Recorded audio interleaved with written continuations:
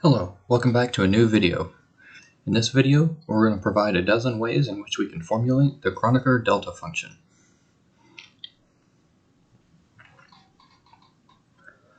Method number 1, we're going to use an assertion by definition in a 3D linear space.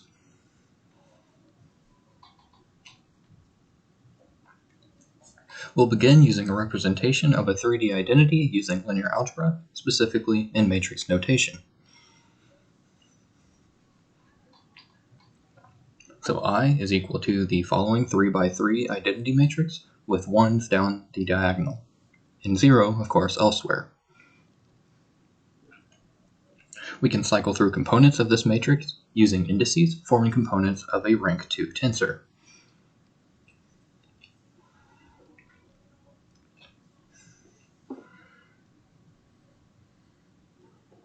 We notice that when the indices are equal in number, we obtain 1, but 0 otherwise.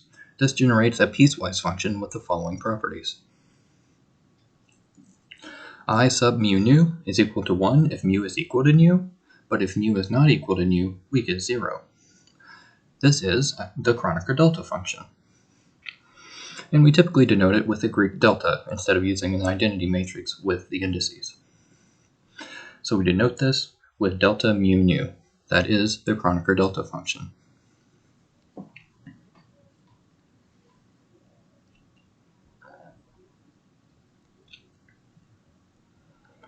Method number 2, we're going to use the multiplicative identity that occurs when you take the metric tensor and multiply it by its inverse.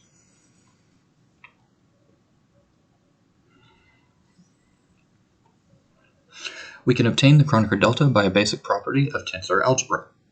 In this case, all we do is multiply the metric tensor with its inverse. This works regardless of the geometry of the metric space and associated coordinate bases. The components of the metric tensor are given by a rank 2 covariant tensor with arbitrary indices. Covariant meaning we're going to use lower indices instead of upper indices. That's what's called a 0-2 tensor. The components of the inverse metric tensor are given by a rank 2 contravariant tensor with arbitrary indices, so we should expect the index to be entirely in the upper region. This is called a 2-0 tensor. By multiplying these covariant and contravariant metric tensors, we obtain a mixed tensor, a 1-1 tensor, via contraction of indices. This is a Kronecker delta written as a 1-1 tensor because we have one covariant index and one contravariant index.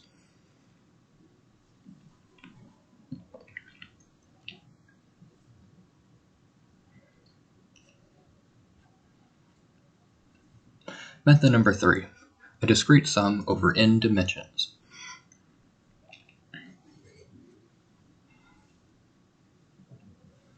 We can yield the Kronecker delta by formulating a discrete variation of the path integral, albeit where we argue for dimensions instead of paths themselves. Let sigma be an index ranging from 1 to an arbitrary dimension capital N, and define a new function f of sigma mu nu, where we obtain 1 if sigma equals mu equals nu, and 0 otherwise. This yields the following discrete summation function. So we have s of mu nu equals the discrete sum as sigma ranges from 1 to capital N of f of sigma mu nu.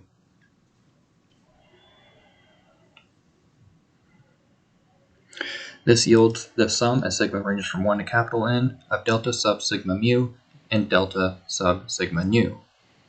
Since we're summing over two indices, sigma here in both cases of the Kronecker delta, we'd get a single Kronecker delta in terms of mu and nu. So s of mu nu is equal to the Kronecker delta function.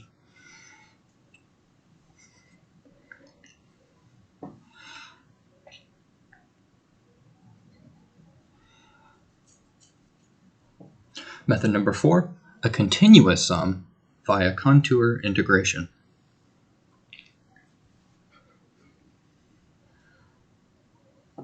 In this example, we rely on a method from complex analysis. namely contour integration using Cauchy's residue theorem over a closed contour. We consider a relatively simple integral over the complex unit circle gamma, where we use a complex variable z such that the magnitude of z is equal to 1. Essentially, this is just the unit complex circle with a radius of 1.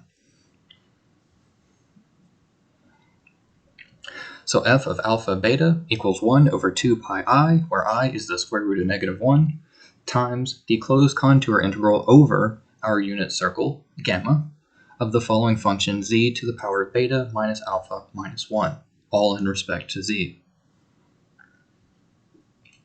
If alpha equals beta, then we obtain the following. F of alpha and alpha, or f of beta beta, equals 1 over 2 pi I over the same closed contour, but this time our function becomes 1 over z in respect to z.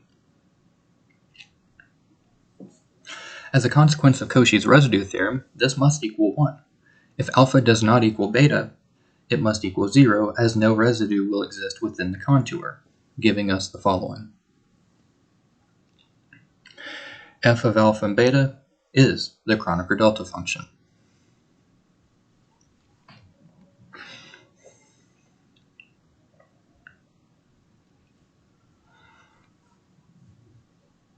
Method number 5, proof by derivatives.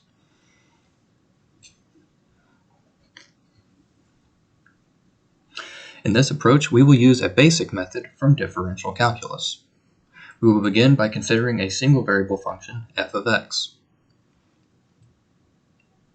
F of x equals x to the n such that n is a positive integer. We then take the nth derivative of f of x and evaluate it at x equals 0. So the nth derivative of x to the n in respect to x at x equals 0. This equals 1 when n equals 0, and is equal to 0 when n is not equal to 0. Recalling that n again must be a positive integer. Expanding n to a difference of positive integers nu and mu, we obtain the Kronecker delta function. So the mu minus nu derivative of x to the power of mu minus nu in respect to x at x equals 0 gives us the Kronecker delta function. And that equals 1, since when mu equals nu, the zeroth derivative of 1 gives us the identity. But it equals 0 if mu is not equal to nu, yielding the very definition of the Kronecker delta function. This concludes the proof.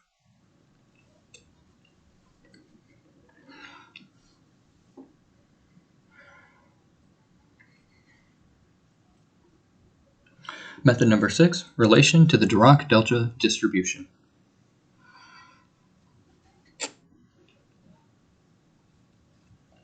We consider a continuous function f of x on the real number line. A shifted Dirac delta distribution is a functional, not a function. It's a function of functions. In other words, a generalized function, which we call a functional, that can be multiplied by f of x and be integrated within a boundary ranging from negative to positive infinity, yielding a value at an arbitrary point a. That's given by the following integral here. So we have the integral from negative infinity to infinity of f of x times the Dirac delta functional evaluated at x minus a in respect to x gives us f of a. The discrete analog of this requires consideration of a sequence of points x sub n, where n is an element of the integers. Now this can be a negative or positive integers since our integration bounds are from negative to positive infinity. And at each point, there exists a value f sub n corresponding to f of x sub n. We can use a component form of the identity matrix, multiply it by f sub n, and then take a discrete sum over all values of n from negative to positive infinity to yield another value, f sub k. We've gone now from a continuous sum, of course, to a discrete sum. So the discrete sum is n ranges from negative infinity to infinity of f sub n times the identity sub nk equals f sub k. The identity tensor selects the kth element of the sequence, yielding 1 if n is equal to k and 0 otherwise. Thus, this tensor must be equal to the Kronecker delta function and is therefore a discrete analog of the Dirac delta distribution.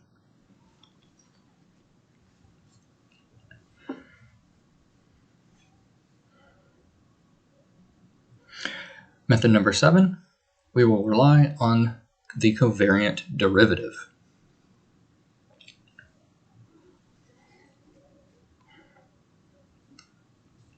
In this method, we will begin with a quadratic differential form that provides a quote-unquote space-time interval for relativistic measurements.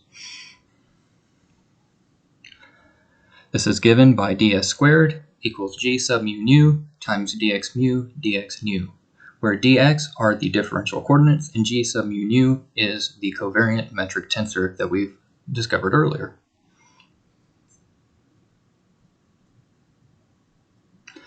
In curved spacetime, we can extend the concept of a derivative to something called a covariant derivative. The covariant derivative of the vector field v upper mu is given by the following.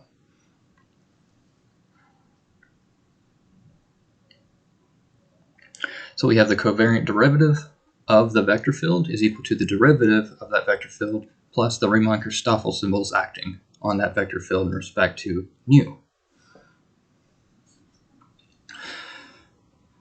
This gamma upper mu lower lambda nu is referred to as the Christoffel symbols of the second kind, or otherwise the Riemann-Christoffel symbols, and act as a set of connection coefficients encoding information about the curvature of a manifold. So therefore, gamma is not actually a tensor.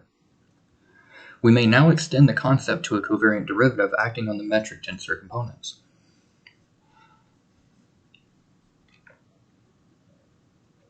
So here we have the connection coefficients acting on the metric tensor and the derivative acting on the metric tensor to give us the definition of the covariant derivative itself acting on the metric tensor as a whole.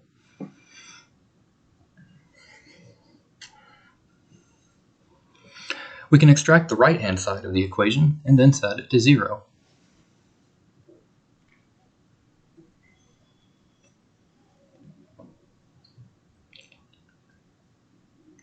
Since our intended tensor is a metric of a flat Euclidean space, the Christoffel symbols go to 0, leaving us with the derivative of the metric tensor equaling 0. For this condition to hold, it then follows that the covariant derivative of the metric tensor is also 0 even in a flat spacetime. Thus, the covariant derivative of the metric tensor equals 0. This is called the metric compatibility condition. This must remain true if the metric tensor is defined by an identity tensor of rank 2 for a Euclidean space.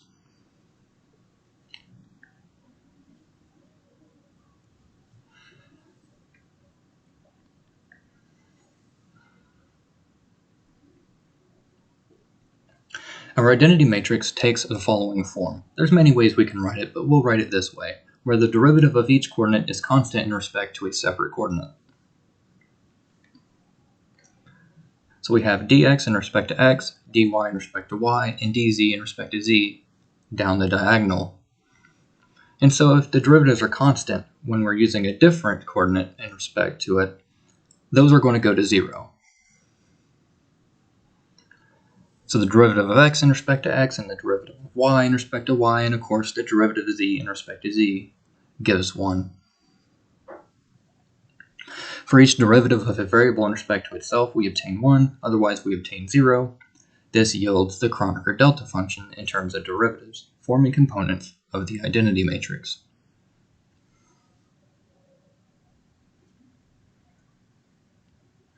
So of course, I sub mu nu equals delta mu nu.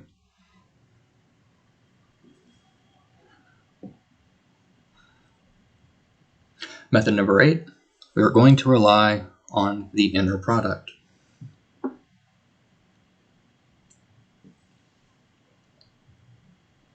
We can define the inner product of two vectors in terms of a covariant metric tensor acting on two contravariant vectors by the following.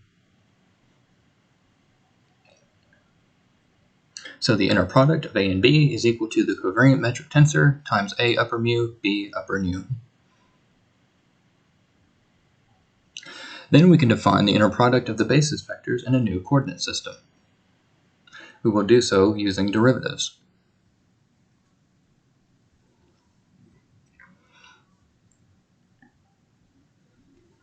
The transformation derivatives on the right-hand side are components of an inverse transformation matrix. It in fact gives us the Kronecker delta function.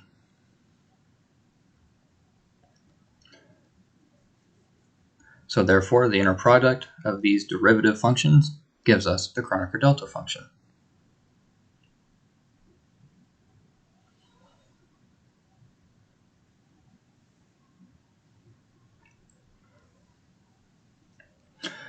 Method number 9, the dot product of orthonormal basis vectors of an n-dimensional Euclidean Lie group.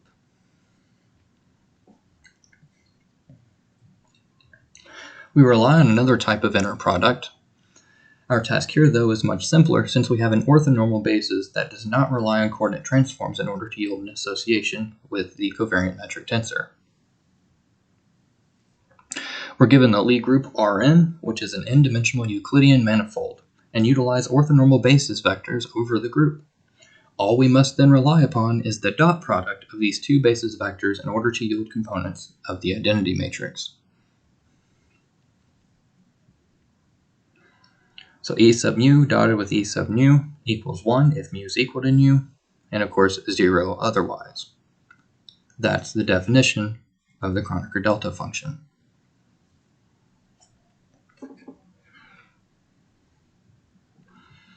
This tells us something interesting though. Since the inner product maintains all information about length and angles of the Euclidean group, this implies that the Kronecker delta function is a Euclidean metric tensor. Not listed here, but I can tell you anyways, is that this relates the Kronecker delta function to trigonometric functions, namely cosine of theta, because E sub mu dotted with E sub nu gives us two vectors, the magnitudes rather multiplied, so the magnitude of A times the magnitude of B, for example, multiplied by cosine theta. That gives us a definition of the inner product as well.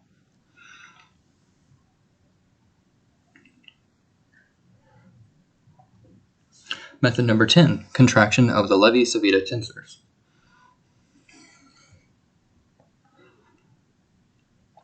Consider the definition of the three-dimensional Levi-Civita tensor. Epsilon ijk equals 1 if I, j, and k is an even permutation of 1, 2, and 3. It's equal to negative 1 if I, j, and k is an odd permutation of 1, 2, and 3. And if any two indices are equal, we just get 0. We can contract two Levi-Civita tensors in various ways. We see one method here.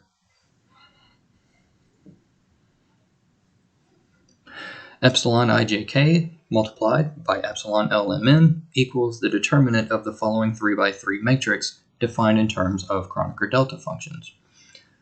Since this is a three-dimensional Levi-Civita tensor, we expect to get a 3x3 matrix. We can contract further by summing over two indices as following, recalling that if any two indices are equal, we get 0, and if we get 1 if it's an even permutation. So epsilon ijk times epsilon upper ajk equals 2 times the mixed tensor version of the Kronecker delta function. As you see here, j and k in the lower and upper index locations are being summed over each other. This is implied by Einstein's summation convention, leaving us with upper a and lower I indices. We can take that 2, bring it to the other side to get 1/2 of epsilon ijk times epsilon upper ajk equals the Kronecker delta function itself. So we see 1/2 the product of a covariant and contravariant rank 3 tensor, giving us a mixed 1-1 tensor.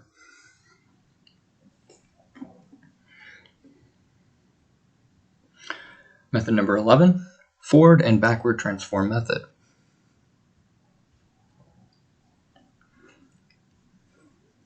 In this approach, we derive the Kronecker delta using the properties of the forward and backward transforms, which are inverses of one another. Consider the following basis vectors. We have e sub x, e sub y, and e sub z. Using tensor notation, we can just write this as e sub nu, which ranges from 1, 2, and 3, or x, y, and z, respectively. We may transform to a new basis, e sub mu star, via the following. So e sub mu star is equal to the discrete sum as nu ranges from 1 to 3 of lambda sub mu nu times e sub nu. Lambda sub mu nu acts as the forward transform. The backward transform is then the inverse. So if we multiply lambda times its inverse, we should get the identity.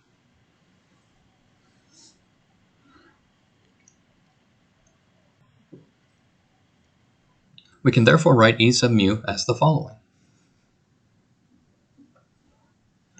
E sub mu equals the sum over all sigma times the sum over all nu of lambda sigma nu times lambda nu mu inverse times e sub sigma. This middle sum gives us the definition of the Kronecker delta, since once again you can see two indices being summed up. This can also be written with Einstein's summation convention, but for the sake of rigor, we're just showing the full summation here. As mentioned, this gives us the Kronecker delta function.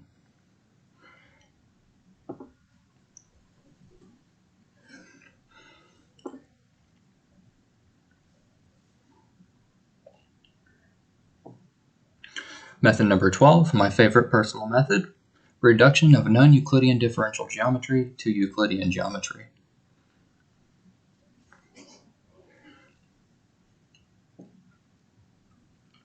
We recall the spacetime interval in terms of metric tensor components and coordinate differentials from before.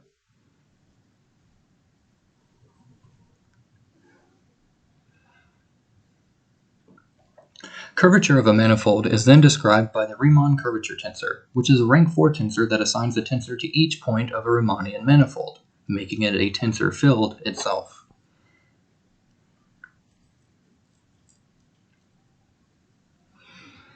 In this case, we have a 1-3 tensor, since we have 1 contravariant index and 3 covariant indices. To express this in more detail, let's first define the Christoffel symbols of the second kind, using the components of the inverse metric tensor and derivatives of the metric tensor.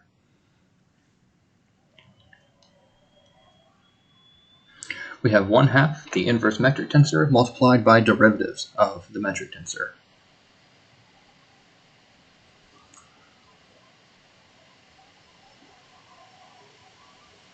We're going to bring back that definition so that we don't get lost. Using the definition above, we can properly define the Riemann curvature tensor as follows.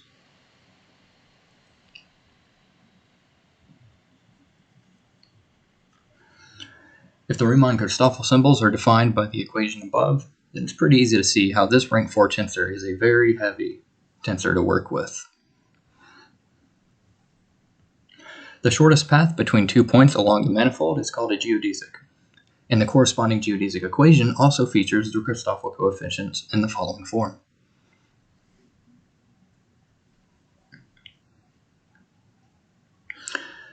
So we have the second derivative of x of x rho in respect to tau, plus the Riemann-Christoffel coefficient, multiplied into the derivative of x mu in respect to tau, and the derivative of x sigma in respect to tau equals 0. Tau is the proper time of an object traveling along the manifold, which is equivalent to the time that would be measured by the object's own frame of reference.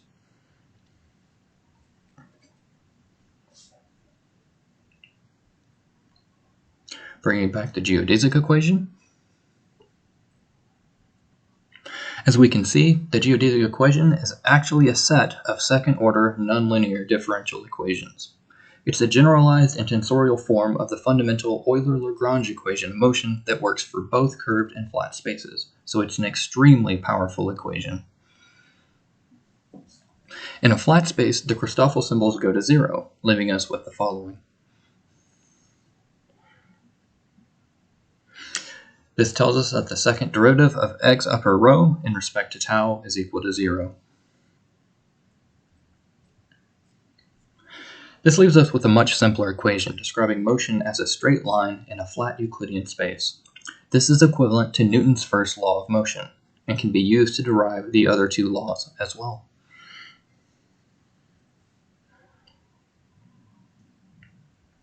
It follows that since the Christoffel symbols go to 0, so too does the Riemann curvature tensor that describes the geometry of the manifold itself.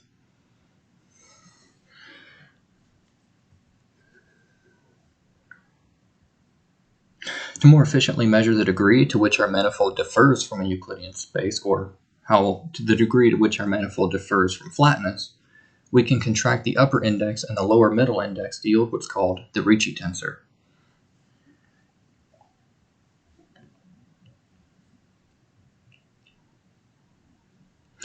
However, since our manifold does not differ from a Euclidean flat space, the Ricci tensor is also equal to 0 since there is, of course, no curvature.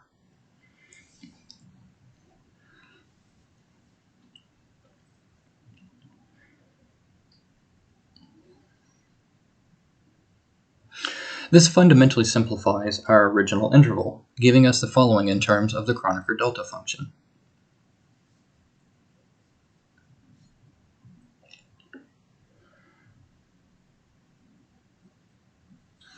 What this tells us is that the limit of the general metric tensor as curvature approaches 0 is equal to the Kronecker delta function.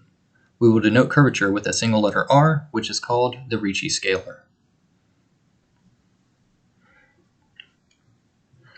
This tells us that the limit as r approaches 0 of g mu nu equals the Kronecker delta function.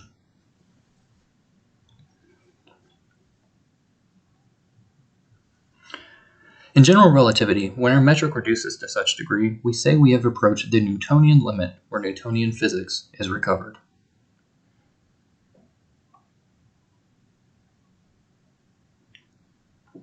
Of course, I meant there would be 13 methods, because I was referring to a baker's dozen in the title of the video. So method number 13 has a little bonus: the connection with Lie group representation theory in Vertex Operator Algebras.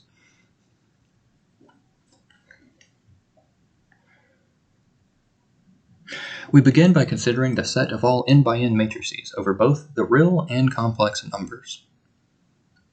This is given by the Lie algebras GLNR and GLNC, where GL refers to the general linear algebra. In this case, this would be the algebra of the general linear groups. We consider the identity matrix I and GLN. This matrix is important because for each Lie group, there exists an identity element on the manifold formed by the group. This element is the central matrix for the tangent space of the associated Lie group, yielding the generators of the total group. The matrix elements of the identity element E are given by the following. D of E equals the identity, and so its components must be equal to the Kronecker delta function.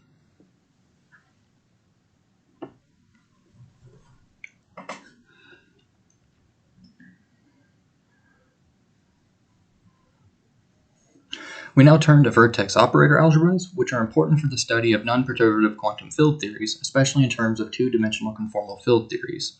An example of this would be string theory. Not only do VOAs provide an ability to provide generalizations of Lie products depending on the commutativity and associativity of the products they yield under differing commutation relations, but we can think of an identity element under an entirely new context. In terms of a quantum field theory, we can think of a vector space equipped with a quote-unquote vertex operation that establishes an operator product expansion. In QFT, this defines a product of fields as a sum over the same fields. Each element of this vector space then plays the role of an operator, and the associated algebra dictates how these operators interact.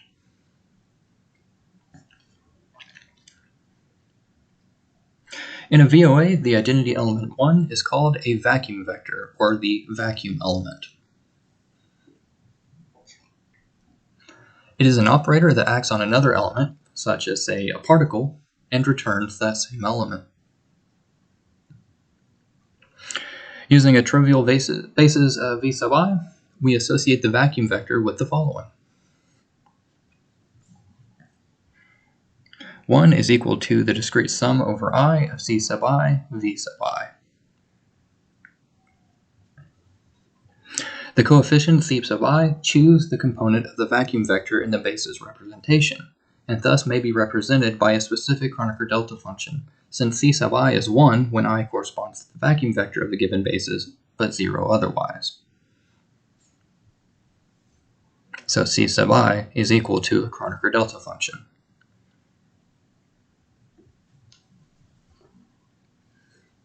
That completes this video. I hope you enjoyed this bonus. If you have any questions, feel free to ask me in the comments below as always.